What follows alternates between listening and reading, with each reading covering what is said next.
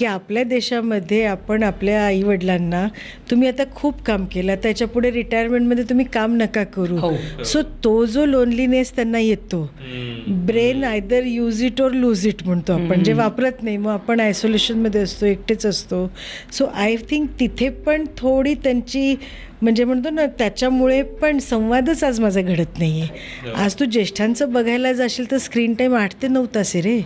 मग मी कोणाशी संवादच करत नाही, तर मी I am engrossed. My brain is using looking at so many things at a time, but there is no real संवाद. म्हणजे म्हणतो ना आपण, फोन करणं, नातेवाईकांकडे जाणं, आता सगळंच मिळतं घरी. फोन नातेवाईकांकडे आपण फारसे जात नाही किंवा फोन करत नाही. सो हा संवाद कमी झाल्यामुळे पण ह्याचा प्रकार लोनलीनेसमुळे वाढतो.